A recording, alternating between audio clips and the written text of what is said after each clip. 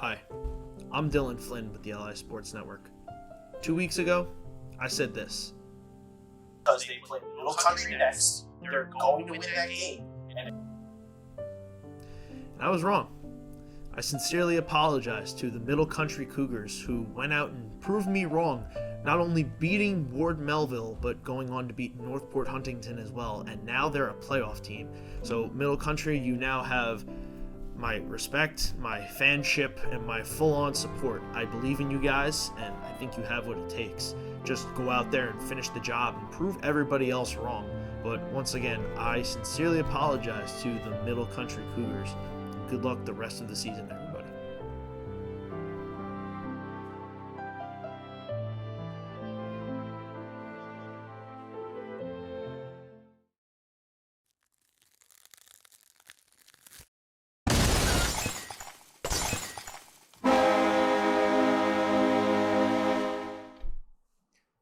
Welcome, everybody, to episode 4 of Lisn Ot. I'm Dylan Flynn. Joining me is Vinny Matula once again. Thank everybody for tuning in. We'll get right into it. A lot has happened in the last 2 weeks. Big shakeups in Suffolk County High School Hockey League. Most notably, Middle Country now is a playoff team. Yeah, they are. They've had some really strong outings the last couple of games, particularly against Ward Melville, Northport. They had both games in the overtime. They both come back in both. So really starting to come into their own here and really making a strong case for that 8th seed, which they currently reside in. Absolutely are. And as you saw at the beginning, I once again sincerely apologize to Middle Country. I'm sorry. But yes, no, they're a playoff team now. They hold the 8th seed. They're tied in points with Ward Melville, but that big win over the Patriots is the difference right now, both 2-8 with 5 points. And we're going to touch on them more later, as everyone can see on our rundown. I want to start instead with the team that they beat to get into the playoffs, the Northport Huntington Tigers. Tigers have been an interesting team this season, Vin. They didn't have everybody there. They were missing Angel Spinelli, Billy Collins, Sean Tittle, and for a little bit of the game, Michael Agafanov and Jimmy Ioannidis. And they still got out to a 2-0 lead, but Middle Country came back. Yeah, they did come back, and this is kind of what we've talked about all along this whole season so far, just the importance of attendance and how crucial that is so far this season. And, we've seen it, when all of these teams, and especially Northport in this case too, when they have all their top scorers and when Angel's there in net for them, they can arguably make a case to be one of the teams to win the division this year. That's just how important it is, and that's just how valuable all those pieces have been for them so far.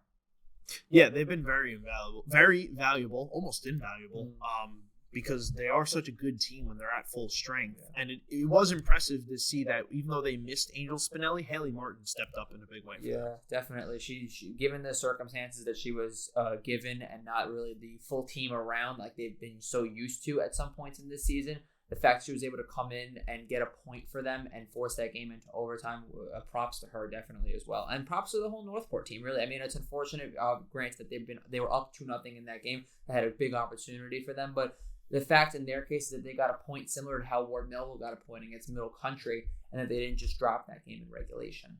Yeah, and the first game that they played was 3-2, Northport winning that. So they played them really close. And if you're Northport, I feel like that kind of has to be in the back of your mind going into that game.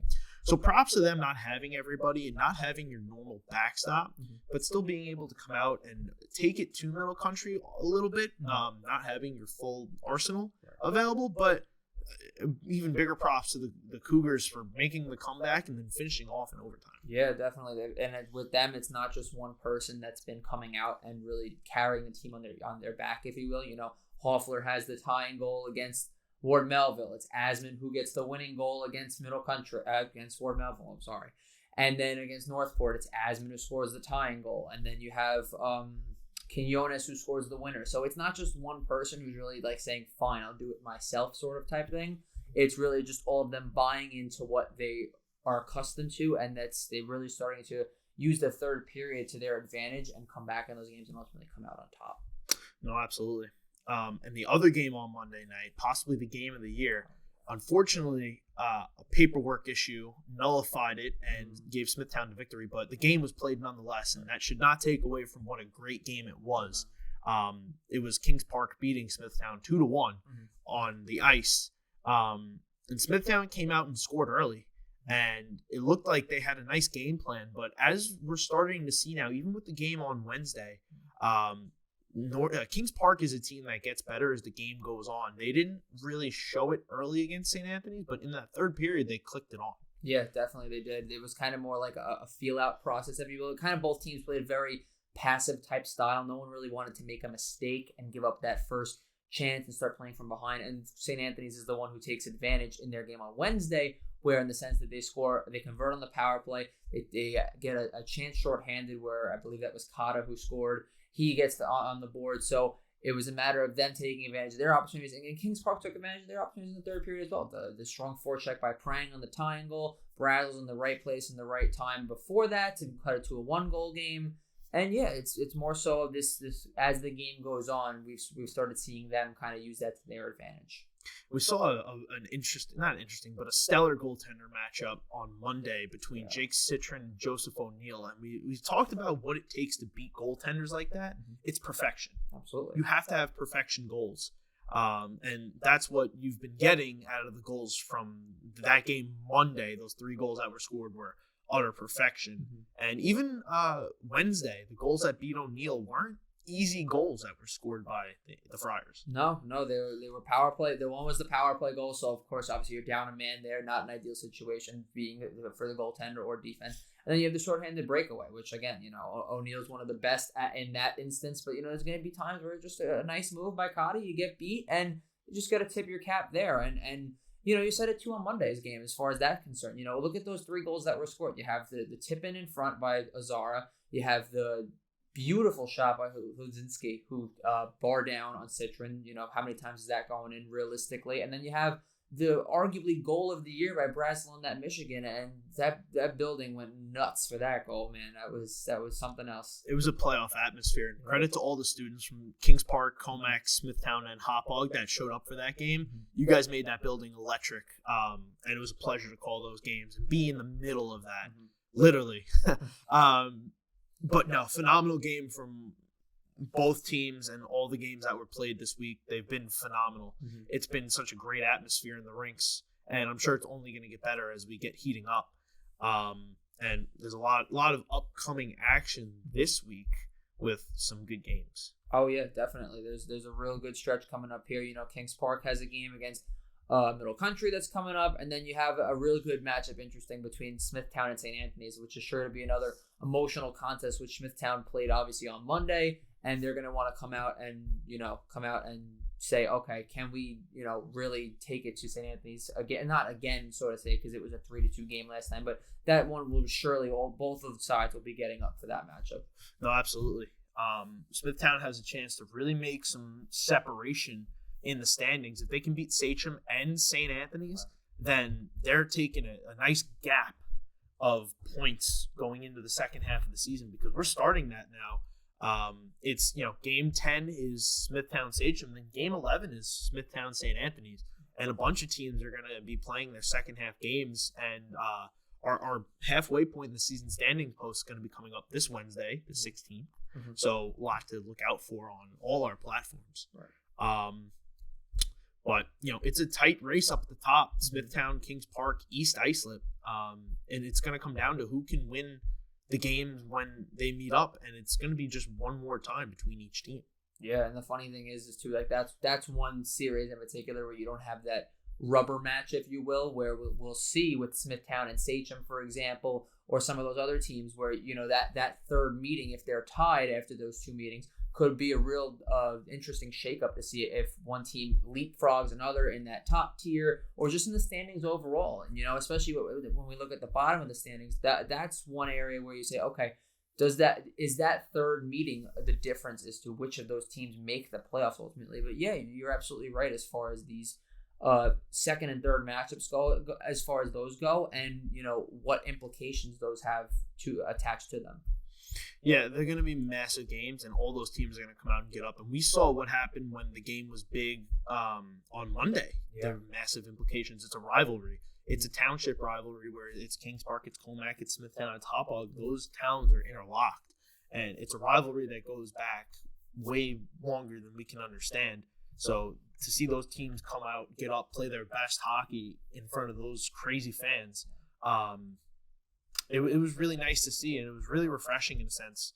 That just a game like that really is what you live for, and what me as a broadcaster and you too, that's the games that we really want to see. Yeah, absolutely. And especially when you know the history going back to last season as well, where especially particularly in Kings Park, Smithtown, how close they played each other. You know, you had a tie back time around this time last year, and they played each other. Kings Park wins by 2 goals. Playoffs come around, Kings Park wins by a goal. So you know what you're getting with those two teams, and as far as how closely and tight knit those matchups are going to be. And we saw it on Monday too, and it didn't surprise me that how close that was throughout its entirety, and especially late in the game too, how many chances there were. And again, that's another one where you got to give credit where credit's due. Joey O'Neill really stole the show late with the chance in front by Trites. Petito had 2 chances in front, and it was just, that student section being down on ice levels, watching that all unfold was like, wow, like that's something special right there.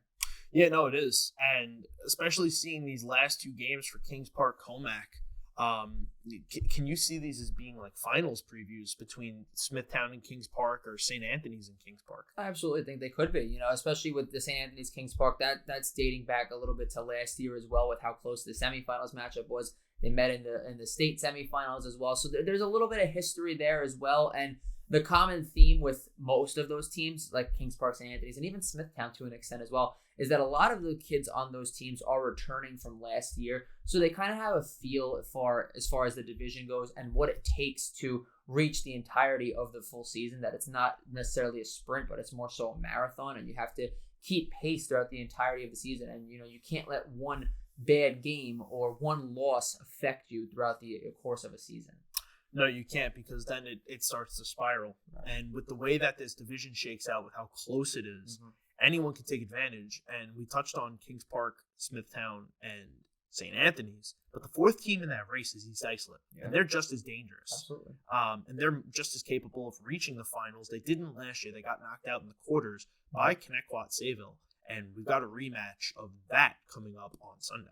Yeah, that'll be interesting as well, because Connecticut didn't put out their best effort against them. I believe that was their first game of the season. So that's something where you look to see and say, okay, can Connecticut take the next step and really, maintain pace in that 4 through 7, because Connecticut's got a stretch where they got to play Middle Country in the coming weeks as well. And if Middle Country, hypothetically takes that one in regulation, you start to ask questions, and you're wondering, okay, is Connecticut starting to fall into that 8th seed or into that 3rd tier, if you will, like we've been mentioning for a while? Or can Connecticut hang on in that middle of the pack sort of area and really start saying, okay, how close are we to becoming a real threat in this division and really winning this whole thing? It will be interesting, because it can go either way.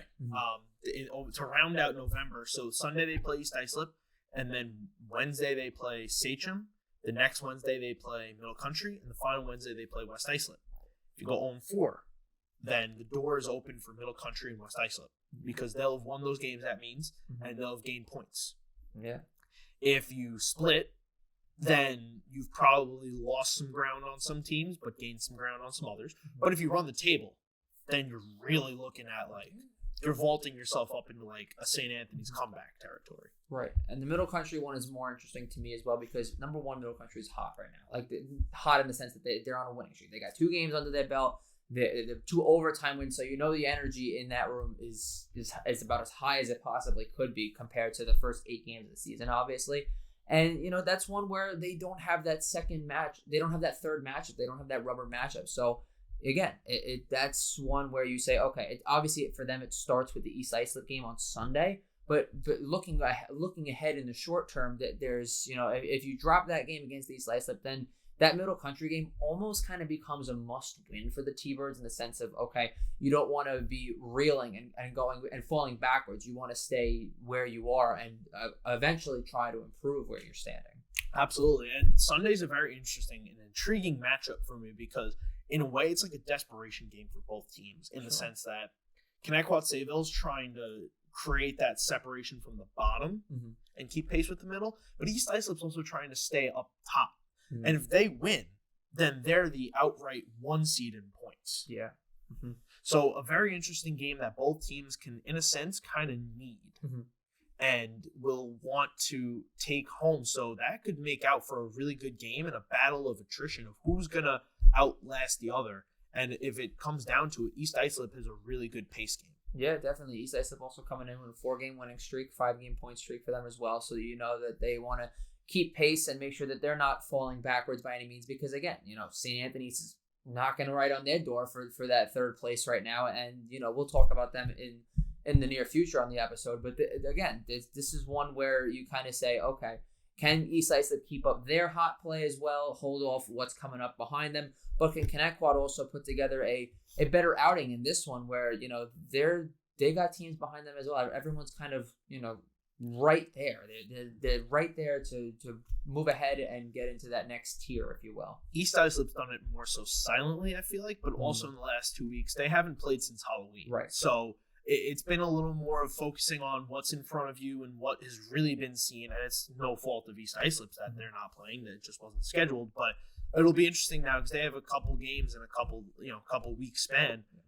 So they'll be able to get back on track and really maybe, after everyone kind of beat up on each other, make their own path up to the top, and then they'll be in it at the end. But it all starts Sunday. Yeah, definitely. And then for East Islip, they got to go up against Smithtown eventually once again. So that'll be one where, the separation is interesting. And then they got Kings Park eventually. So that they're interesting to me as well as far as, where do they stand? Right now, obviously they're third in the standings and they have an opportunity starting with Sunday to really, are you the top dog? That's the real question. Can you make that case to say, okay, we're the best team in this division? Yes, yeah. So to round out November and go into December, they're going to be able to prove that if they like. They play Kings Park, Smithtown, St. Anthony's back to back to back, and it's all stretched out over the course of a month. So a lot of time in between those games to really set up your game plan. The Kings Park game is interesting because they're going to come off playing West Islip just 2 days prior. But, after that, you have 12 days to prep for Smithtown, and then you have 9 days to prep for St. Anthony's. So if you can steal out that Kings Park game in the revenge game, then you can prep for Smithtown and St. Anthony's the way you want. A lot, East Islip could be the team that we're talking about as the 1 seed in like a January episode. Yeah, definitely. And with you mentioned it perfectly too, as far as with the Kings Park game, that being a potential revenge game in the sense that that's their only loss in the season, and they're going to get up for that game. They're going to want to come out and say, hey, we're a lot better than that. We're a better team now than where we once were against Kings Park, and we want to show you. We're going to try and prove that to you. Say, hey, don't sleep on us either. Just because we're, like you said, they might be doing it a little more silently, being amongst the top teams in the division, but they want to put together that strong outing, similar to how they did against Smithtown. That was a 1-1 tight, close game. You argue that they could have possibly won that game in overtime. They had a goal, it was waved off, and they ended up going in a tie. So I think their confidence is definitely, of course, it's still going to be up there being on such a strong winning streak and everything, but I think for them, they're not satisfied just yet. They shouldn't be, and their confidence shouldn't be wavering. They have no reason to not be confident right now. They're tied for the best record win percentage wise. Yeah. So they are proven to be one of the better teams in the varsity division. But it will be interesting to see how that all shakes out. But now if we go to the other side of the standings and we look at the race for the 8th seed.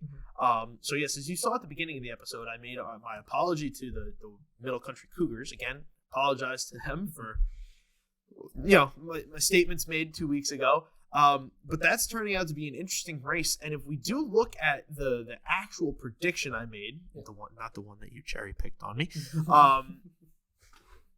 Ward Melville beat West Islip Wednesday, which is what I thought was going to happen. And I thought it was going to vault them into the playoffs, and it does not, because Middle Country currently resides there after beating Ward Melville.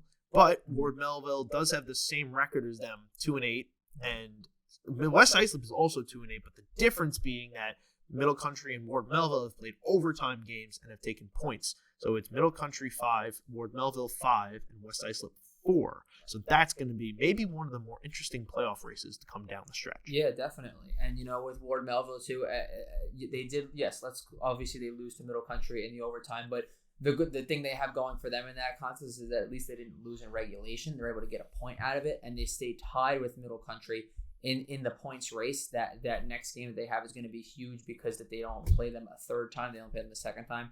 But they right the ship the next time around, the following week against West Islip. They get the 2 points there, and you said it in your prediction too. As long as James Clifford and Jake Mangano are there on the 9th, they're going to win that game.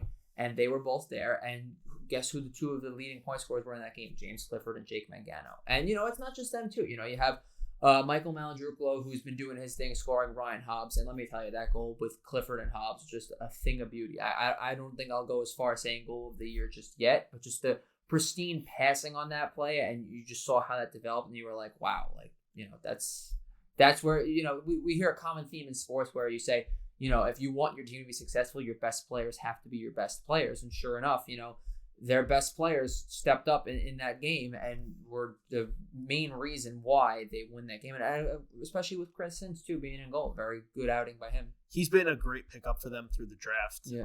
Some might say the draft pick of the year because he's really kept them in a lot of games and is the reason for the success that they have had when it does come. But I like to say, I'm sure if people listen, they've heard me say this, big players show up in big moments. Oh, yeah. And that's a big moment because that is, if West Islip wins that game, then they're up 2-0 in the season series and there's a third matchup, but it really doesn't mean a whole lot unless they're tied in points and it's a tiebreaker. But like if Ward Melville needed that third game to like tie in points or try to get back into it, it wouldn't mean a whole lot because the season series would still be 2-1. But now that it's 1-1, it'll be coming up in January as a rubber match. A rubber match, third game of the series. It will decide a lot of it. It could at least, but it also really depends on how the Cougars play coming down the stretch because we're going to start moving into the second half of the season and teams are hitting their stride. So now it's who can hold on down the end. Yeah, definitely. And as far as the 2-0 thing goes with West Islip, if they were to have beaten Ward Melville, not only would that have been the case, but Ward Melville would have been sitting here as the 8th seeded playoff team as well. So yeah, no, it's an interesting stretch here. Ward Melville's gonna, West Islip's gonna end up taking on Middle Country in the coming weeks, I believe here. So that'll be a fun one to see, and that one there, depending on the winner of that one, we might be sitting here eventually saying, is West Islip going into that 8th seed now, or are they going to still hang around towards the bottom? And again, no Kieran Pollard for them against Ward Melville. He's one of their bigger players as well. If he's there, we wonder what if, is that game totally different? Yeah, it definitely hurts not to have him there as your best player. We've seen a lot of that where, not having your best player or some of your best players really hurts you. And you're right. What happens if he is there? Is it West Islip winning? Is it overtime? Does it not change? Maybe it doesn't change, but it definitely helps to have him there because it's at least closure. Yeah. It's like if you make a move and you didn't put your best foot out, like, well, what would have happened if we'd done this differently? But, you can only control who is there. And they put a good effort. It was a 1-goal game. They tried to come back right at the end. And they just ran out of time in reality. But it will be interesting to see Game 3. You hope that both teams have full rosters. You hope it means something and no one has run away with it yet. But it could be a really, really big playoff type game like it was last year. It came right down to the wire between these two teams, and it's setting up to be that way again. Oh, absolutely, yeah. And, it was interesting to see that they made it very close towards the end with the 1 goal. I believe Shields had a goal in that game as well. So, it's for them, it's going to be interesting to see if Pollard is out longer term or if not, which of those guys on the Lions can step up for them. Aiden Conti's doing his thing senior year. Potato's coming up from JV. He's got a couple goals on the year. So that'll be curious to see. And especially that third matchup, like you said, that matchup could be the difference between, one of those teams playing in February for the playoffs and one of those teams watching from home. Yeah, it's a big difference. And you want, you just got to get in to have a chance. If you're not in, then you don't have a chance. But anybody that gets in, I think anybody in this league can beat anybody else. You just got to get in. Yeah. And one of the teams that is in, but maybe reeling just a little bit, is Sachem. But I think they've started to figure it out. And I think they really started to figure it out against East Islip, but they just couldn't pull it out. And this is where kind of not having Konkowski hurts you. Yeah, definitely. I mean, we mentioned it a little bit earlier as far as the advantage that they have is time on their side, being that it's been 2 weeks that they've last played in on Halloween, and then they play, I believe it's Monday, if I'm not mistaken, this upcoming week here. Yes, Monday the 14th. Yeah, so the time is on their side as far as that goes, but they're ones where they came off a game against East Islip, another emotional game, very high scoring game. You were there, you called that one. Colin Calbert, 4 goals in a losing effort. So I think that's really encouraging for them to see, because he's going to be one guy that, at least in my opinion, is going to need to pick up this slack with Kinkowski not being in the lineup for them. Yeah, he's definitely going to have to, and he did on Halloween. So I think it's just good for them that they're really starting to figure it out.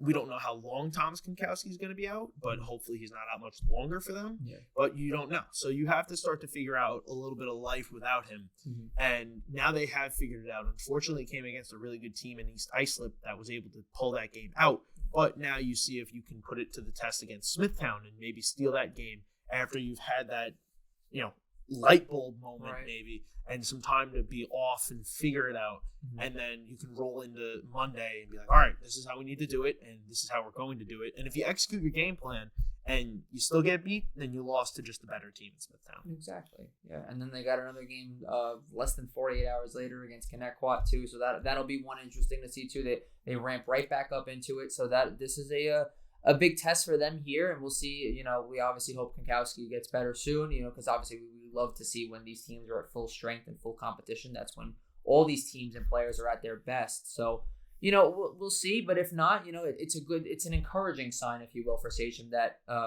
Calbert is doing his own thing and is really coming into his own. Yeah.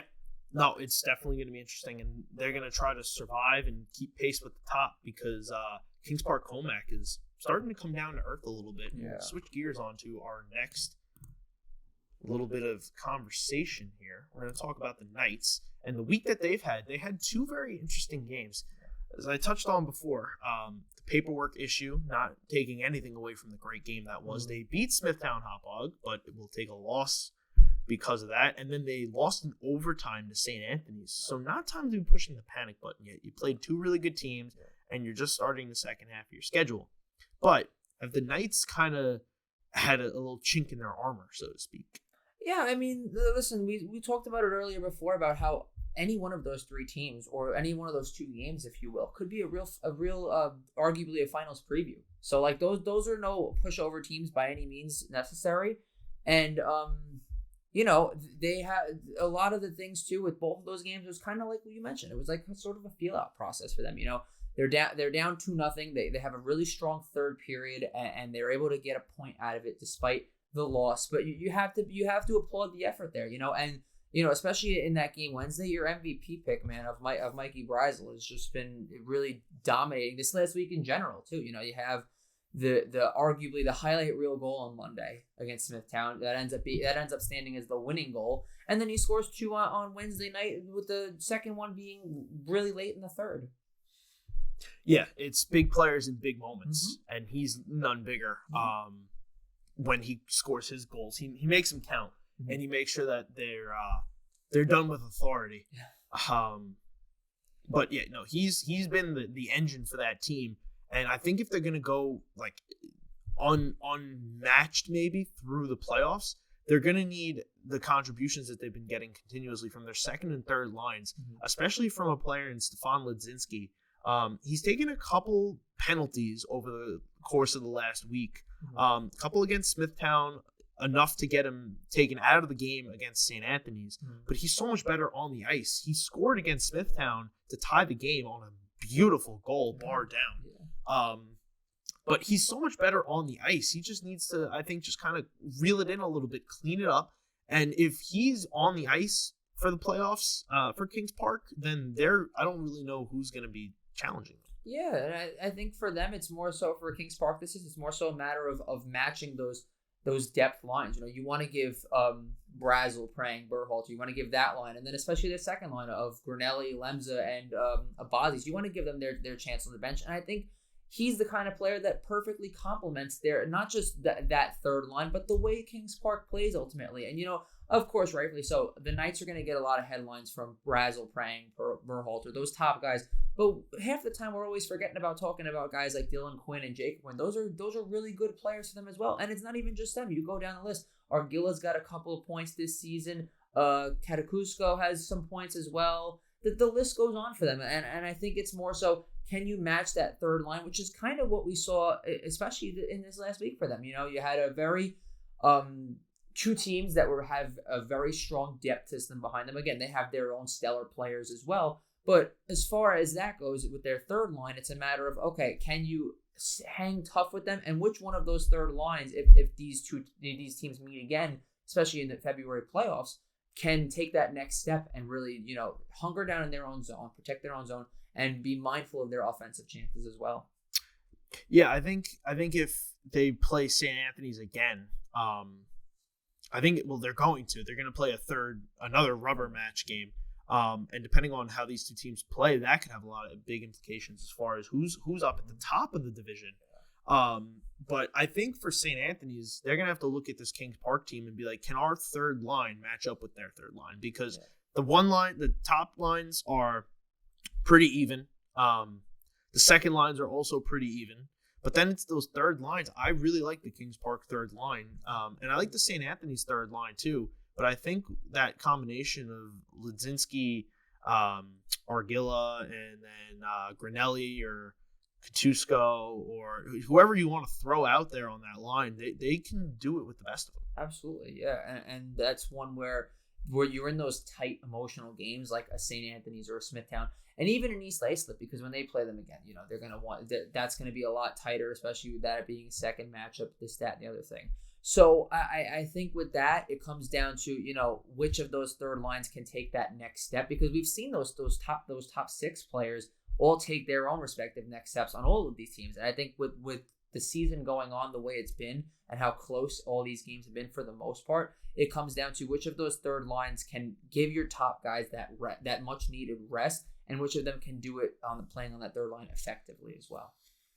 Yeah, and I don't think this is any reason to be panicking or worrying about what they're gonna do down the stretch, because they made it through a tough portion of their schedule. Yeah. And now they play Ward Melville on Monday, and then they have 2 weeks off. Right. So you can kind of get back on track with a win, feel good about yourself, and then just roll into your bye, your little off time, and then come back for Northport, East Islip, and then a little more off time before Connecticut Sayville. So it's a game, and then it's some rest, and then it's right back at it for Kings Park with the two teams that are going to be gunning for them. Right, and the good thing about Kings Park, you mentioned it too, with this being a little bit of a stronger part of their schedule. At least they come out of that St. Anthony's game again with a point. Mm-hmm. So, because if they're at 15, we're not sitting here today saying that Kings Park is the best team in the varsity division. We're sitting here and saying Smithtown is like they were going into Wednesday night. But they get the point there, so you have to feel good about yourselves in that sense, because again, you were down 2-0 in that game. Because if not, St. Anthony's sitting here at 12, you're at 15, and then we start wondering, okay, is that top four a lot closer than we think? Where we've been saying for the longest time that it's just been the top three. Do we have to start making this a 4-team race in that top tier, or can we leave it as a 3-team? I think it could be 5 if Sachem gets Konkowski back and gets back to their winning ways. Because with him, they were on a 5-game winning streak, and they've been on a slide without him lately. But he's a difference maker in the sense that he can carry a team by himself. Definitely. And if Colin Calbert can step into his own, which he has, he's had a phenomenal season. And he had that 4-goal game against East Islip where I think if they can figure that out and float along a little bit until Konkowski comes back, I think that they're as good a team as any. Definitely. Yeah. I mean, everyone's kind of knocking on the door of each other and saying, okay, we're right there with it, because there's not a lot of room, especially with this season, how close it's been. There's not a lot of room to go on these like extended losing streaks or anything of that sort. Because if so, there's one team that's right there behind you, and we see how fast things have changed in this division. And 2 weeks from now, if the slide becomes anything significant, we could be seeing a major shakeup in these tiers. You could have St. Anthony's go up if they continue their winning ways, which we'll get into shortly. Or, we could see East Islip drop a little bit, Sachem could drop a little more. It's all so tightly knit, and it's more it's getting closer and closer as the season's progressing along, really. Yeah, it is getting really tight knit. It's going to be a lot of fun to watch as it unfolds down the stretch, because it's going to turn into playoff-like atmospheres like we saw on Monday. Mm-hmm. And then, like we saw on Wednesday with the Friars, they're hot, man. They are on a 5-game winning streak, I believe. Yeah. And they're 6-1 in their last 7. Yeah. So it really hasn't been easy for teams to stop them as of late. And they've gotten their swagger back in a sense, I guess you could say. This is the Friars team from last year that everybody saw that lost just 2 games and won the whole shebang. They came back from a 1-0 deficit in the finals and rebounded so nicely to win the Suffolk Championship and then went on to win states. And with this team clicking like it is, if they continue to play this way, they're one of the teams that's up there that has me scratching my head as to who's going to stop them. Yeah, definitely. And the last thing we talked about, one of the few things we talked about 2 weeks ago when we did the last episode, was how Nicholas DeAndrea was doing a lot of the winning for St. Anthony's on his own, is carrying the team offensively.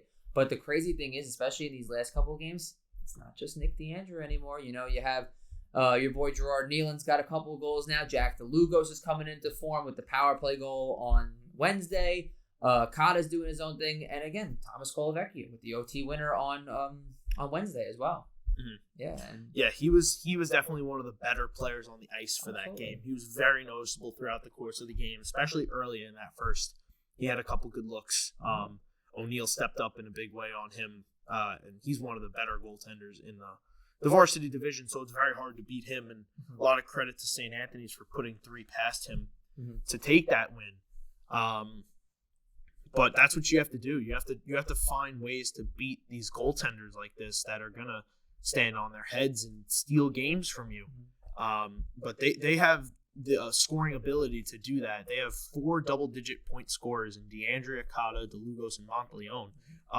DeAndrea just had his 6-game multi-point streak snapped, which was an incredible run by the alternate captain of the Friars. And he the way that he leads and the way that he plays and just does his thing out on the ice, it's very impressive. Yeah, definitely. And that's the point I'm trying to make, as far as that it's not just him anymore. He's getting contributions to everybody else.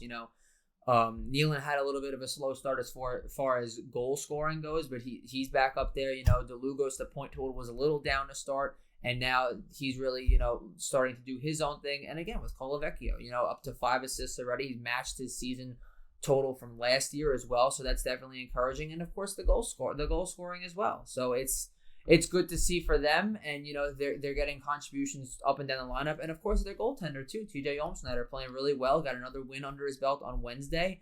And Ryan Berhart's starting to do his thing as well for the Friars, and especially on Wednesday for them, I was really curious to see who was going to start that game for them, being that they've been alternating all season. This has been a big point for you this season. Yeah, no, it has. Yeah, it really has been, because I'm curious too, because it was a little concerning at first to see how Berhart started the season, but what they've done now as far as how they've run their goalie tandem, it's not just been like, okay, we'll have Berhart start 4 games and Olmsnyder gets 1, or vice versa. They've gotten every other game. So I was wondering if they were going to continue that trend going into Wednesday, and sure enough, Olmsnyder gets the starting nod, and he played well too. It's not a tall task to go up against some of the top scorers in this division, in Prang, Brazel, Berhalter, and the list goes on. It does, and he played very well.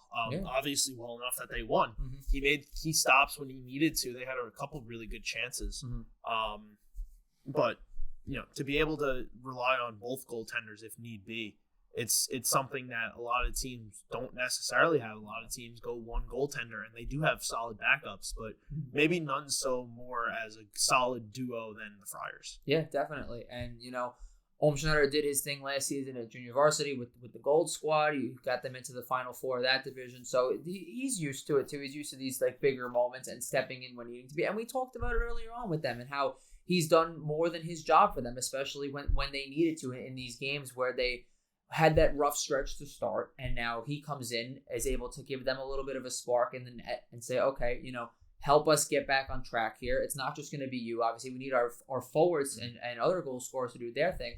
But he's come in and done a real good job in just his first season as a varsity goaltender. No, he's done a phenomenal job. He has 2 shutouts, I believe. 2 shutouts. So yeah, he's been more than they could have asked for this season. And we'll see how they play in this upcoming stretch. Back-to-back Wednesdays, they play Smithtown and they play Sachem. Right. So it's going to be statement victories if they get them. Just statement games in general, as far as if they win these games, then they're going to be right back in that top 3 conversation and looking to move even higher as the season progresses. Yeah, definitely. And with that Smithtown game too, that's one where it was that's going to be another emotional contest like it was the first time around, and St. Anthony's fell short by a goal in that one. So, they're going to want to get up and they're going to have the opportunity to really change the script and narrative and say, hey, just because you beat us the first time doesn't mean we're not going to be hanging around, which they are now. They're in 4th place. They're, I believe, 2-3 points back from that Smithtown team. And, if they hypothetically beat them in regulation, we start wondering how high is the sky for the Friars realistically? Yeah, I think this team is capable of repeating all of what they did last year. And if they win on Wednesday against Smithtown, it sets up another rubber match in the 3rd game. It would be the last game of the season, February 1st. Smithtown St. Anthony's.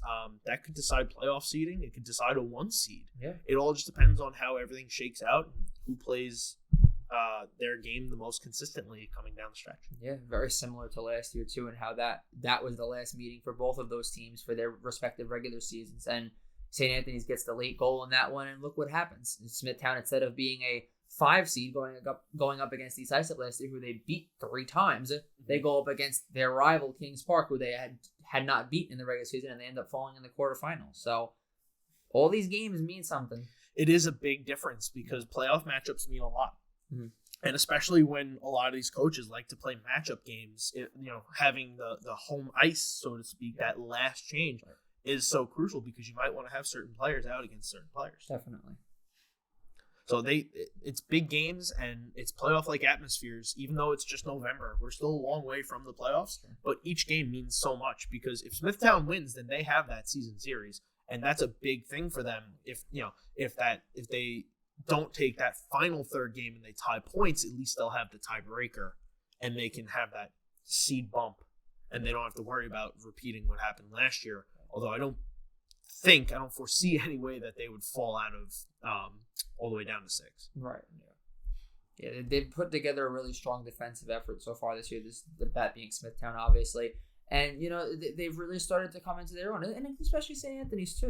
They had the weak start, to say it nicely, and now they've come out and really just set the tone, and they've won 6 out of their last 7, like you mentioned before, and this is the time where can they even improve upon that, and can they really say, okay, now we're not satisfied with just going 6-1 over the last 7. Now we want more. We want to come after the top, and I think they've started that with the win over Kings Park. They've sent that message and say, okay, this is it's real. And it's real and it means something. And trying to think of what I was going to say here. I was going to make a point. The Friars.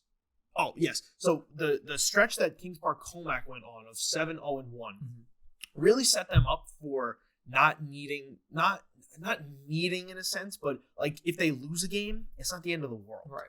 But the Friars, on the other hand, started 0-3, like you said, and they've gone 6-1 since. But it's almost they're in a position now where they really can't afford to lose these games because they have to make up ground on Smithtown and East Islip and Kings Park. They're still 3 and 4 points back, but they're 3 losses back. They're 2 losses back, and you have to win those games. So it is tough because you've now put yourself in the spot where like Smithtown is almost a must-win game in a sense.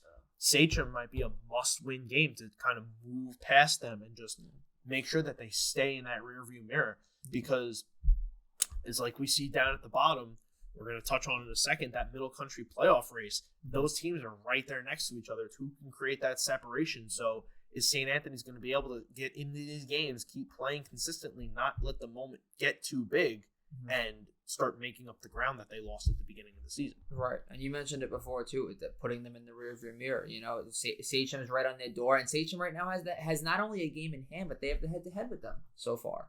So that's important for St. Anthony's, and it's a good stretch that they're on right now. And I think if they want to keep going and solidify themselves and not run the risk of falling back into that middle tier sort of area, I think it starts again coming up on, I believe it's Wednesday when they play Smithtown. Yep, it starts with that. Monday. Monday. Oh, no, it is Wednesday. Okay. I think. So it starts with that for them, and I think a win there, or at the very least a point there, really sends the message of, okay, now it's a 4-tier, like that top 4. It's even more crucial too, because again, like you said before, it goes when the playoffs come around. It's that home team, that last change of how important that is, because you want to have your top guys out there like DeAndre, DeLugos, Kata, Nealon. You want those guys out there when you're given the opportunity. When a team like hypothetically Northport or Connecticut throws out their guys, you want to be able to match that and not play into their hand, if you will. No, absolutely. It is Wednesday. It's the 16th, Okay. So that'll be when that game is. But yeah, no, it's these games mean so much. Right. And we can't stress that enough, because, like you said, it determines playoff matchups, and you want to be able to control your destiny of who you play. You don't want to have to rely on other teams to beat teams, because then it just becomes a whole mess of, if it doesn't work out, then there was nothing that you could do. But being able to control your own destiny is the biggest thing, and that's what Middle Country has done for themselves. We mentioned at the top of the show, and I mentioned before again, Middle Country has come out and shocked the league. They are now currently the 8th seed in the playoffs with 5 points and back-to-back overtime wins over Ward Melville and Northport Huntington. Yeah, they've come into their own after a rough stretch, and you kind of almost got the feeling that these last 2 games in particular were like, this could make or break their type of season here, and they came out really strong. And again, they're down in both games, and they kind of have started to adopt that mentality of like similar like Connecticut when they've played Smithtown, where you have that never say die mentality, where you can't let 1 or 2 goals affect you, and you got to understand it's a full 45-minute game. And they play Ward Melville, they're down 1-0, they score early on in the third, set the tone, and then they go up against Northport, they're down 2-0, 2-1 going into the third, and then you have the goal by Asman, who just 5 days later scores the winner. So it's really good to see for them that they're coming into into the 8th seed now, and they're really starting to make a case to say, okay, this is our seed to lose realistically. It is, yes, because that Ward Melville win is big, because that's the first of 2 matchups that they have, so they have the tiebreak over them right now. West Islip did beat them, but they're going to meet them again soon, so you have to take that game, and then Ward Melville and West Islip played each other, so that it's all like a dogfight of 2-8, 2-8, 2-8, and now if you're just Middle Country, you can just take a couple more games, finish them off like you did the Northport Huntington game and the Ward Melville game.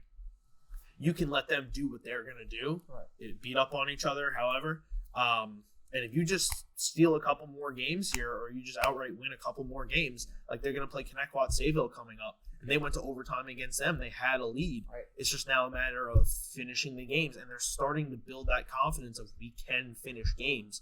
So, confidence is a dangerous thing, especially for a team like this. Building up some confidence, they can start taking some games and really improve playoff position. Yeah, definitely. And as far as they go too, just looking over here, they get a little bit of a break now. So obviously the energy is at essentially an all-time high for them after obviously the 0-8 starts now. So they get a little bit of time to get a little healthy, work on some things in practice, and then they go into this stretch now, which is kind of even more so crucial, because yes, they got the 2 wins that they really needed to, but now they go up in a stretch where they go up against East Islip, where they had a lead in that game at 2-1. East Islip came out in the last 2 periods and just really sent the message, set the tone for them. And then they go up against Connecticut, like who you said they had the overtime game against. They had another opportunity to win that one, and those are 2 games in particular where they don't play Connecticut the third time, so that one kind of is a little more important, especially too with Connecticut right now sitting in that 7th seed. So you wonder if Middle Country hypothetically takes that in regulation. You say, okay, now we're just a point out from the 7th seed. It's not so a matter of, okay, we're clinging onto the 8th seed for life anymore. It's a matter of, okay, can we ride this thing, and how far can it take us going forward?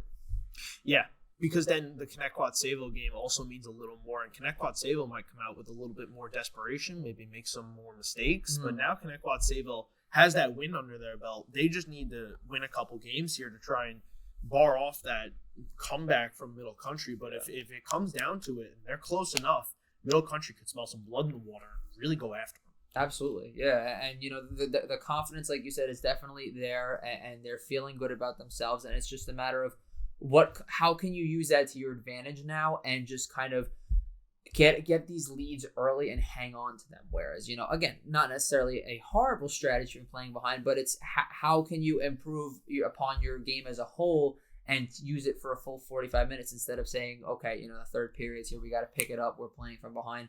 Can you take that to your advantage and say, okay, let's score first, let's get the early lead, and let's hang on to it?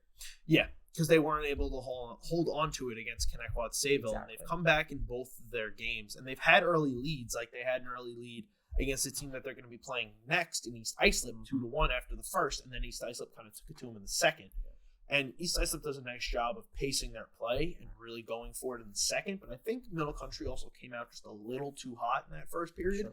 And it worked. They had the lead, but they just weren't able to hold on to it. Yeah. So now maybe they've started to figure out some things as far as like how they need to play and what works for them and is their most effective strategy for trying to pick up a win. So it'll be interesting to see now, after winning these 2 games, this might be a good thing for them as far as taking a break, just kind of really like, all right, reevaluating of what we do well, what we need to continue to do, and how we're going to be able to pull out a win or at least be more competitive against East Islip and then get that win against Connecticut Sayville. Right, exactly. And with East Islip being so high up in the standings right now, like you can argue like that'll be some more of a playoff could be a playoff preview, if you will. If East Islip hypothetically gets hot and they go up to the 1 seed, that's the team who you're going to have to beat in the playoffs anyway. So why not, it starts with that for them and saying, can we really hang with these top teams and really give them a close contested matchup? It's tone setting. Yeah, definitely. It's tone setting. It's just showing that you mean business and that the last 2 wins were serious. And I believe that they are. They have what it takes. They're a back-to-back win team now. They're on a little bit of a hot streak. And it's just a matter of, can you come out of this break and continue that? Exactly. Yeah, and especially with the players that they've got going on now, like I said earlier, it's not just one guy who's trying to say, I'll do it myself and take all the weight on their shoulders. Everyone's kind of doing their own thing now. You had a couple of guys who were slow coming out of the gate, and now they're really helping this team get to where they want to be, and that's back into the postseason after missing it last year. Yeah, they would love to do nothing more than take out Ward Melville and West Islip, 2 teams that were battling for playoff spots last year, and one of them did get in and was bounced early. So if if you're Middle Country and you can get in this year and be like, let's give ourselves a chance, that's all you need is to get in, and you have a chance. Definitely, and they've shown that so far too. That the potential is there, and it's a matter of can you sustain this play long term and not just get a long stretch of these losses and then just like 2 or 3 wins in such a short period of time. It's a matter of keeping this and progressing forward. Yeah, it's always making sure that you're taking steps forward, because you can't be taking steps back. And like we talked about with the hole that they put themselves in, quote unquote. Now is the time to get the wins going as we go into the second half of the season. And needing to make sure that if you're going to get this playoff spot, you got to hold it and you got to assert yourself, because West Islip and Ward Melville are now going to be hot coming for you. Definitely, yeah. And it's, that game against West Islip, who they're going to eventually play again shortly, that's another one where, they only play each other twice. They were 2-1 going into the third, and then West Islip was able to pull away. It's a matter, in my opinion, of can you rewrite the script and change that? Because if West Islip had an opportunity to go to the 8th seed, and we wouldn't have been sitting here saying Middle Country is the 8th seed at this point. Yeah, no, a lot of things could change, and it's all just a matter of like a couple goals going, bounces going, and I think I've touched on it one pregame that I've done for a Middle Country game is just they need a bounce to go their way, and the bounce went their way on Monday against Northport Huntington. The puck squeaked through Martin and ends up in the back of the goal, and Quinones comes up as the hero, and they're in the playoffs. Exactly. Yeah. So a lot of exciting action upcoming on the LI Sports Network in the coming weeks before we're going to be recording our next episode. Some really good Suffolk games like Smithtown St. Anthony's, Connecticut Sachem, Smithtown Sachem, East Islip Connecticut Sayville, and then Sachem and St. Anthony's will be the last game before we record the next episode. So I hope everybody can tune in. But While you're tuning into your Suffolk games, we are also going to be starting to cover the New York Islanders High School Hockey League. That is the league that hosts the Nassau County high school teams. So we will be kicking off coverage on Sunday of that varsity division. Yeah, it'll definitely be an exciting time. Very similar to Suffolk in the sense that, especially last year, a lot of the teams in the postseason were very competitive with each other, especially teams 1 through 6. Any one of those 6 teams last season could have won it all. It was Massapequa that ended up coming out on top over Long Beach in 2 games. But the 2 games is a little not telling because both of those games were in extra times with the shootout win in Game 1, the overtime winner in Game 2, both by Spencer Barrow of Massapequa. No, he had himself a little bit of a stretch there. It was fantastic. And the atmospheres in the Nassau division are just as electric as the Suffolk division. Absolutely. It's a lot more physical play. But who are you looking at as one of your top teams going into this Nassau season? Well, I think it's very similar in the sense of Suffolk of how competitive all of these teams are. Obviously, I think with Long Beach, I think they have a lot to prove in the sense that they don't want people to think that last season was just a fluke. They have a lot of guys coming back for them. Jack Ryan on defense, Aaron Corbett, their goaltender, 11 wins last season, was a very key piece in them getting into the postseason and just going on such a hot run late when it mattered most. I think Massapequa's got a lot of guys who are coming back, returning as well, so they'll be up there.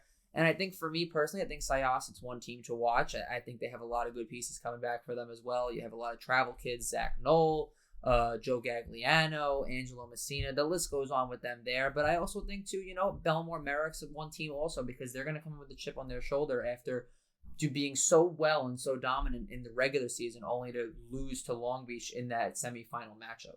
Belmore Merrick was very, very similar in terms of last season, what we saw from Northport Huntington last year, going on that little bit of an unbeaten stretch and then just falling short of their goal. It was very, very eerily similar. Right. They're going to open up their season on Wednesday. Yeah. But we look first at the games coming up on Sunday, which I'll be on the call for. Garden City will take on Levittown Hicksville East Meadow. That is one team. And then Rockville Center takes on Port Washington to cap off our doubleheader. Yeah, those are 2 matchups that we saw all 4 of those teams in Nassau finish towards the bottom of the standings. So I think there's a little something to prove for all of those teams. And of course, you want to start off the season feeling confident with the win.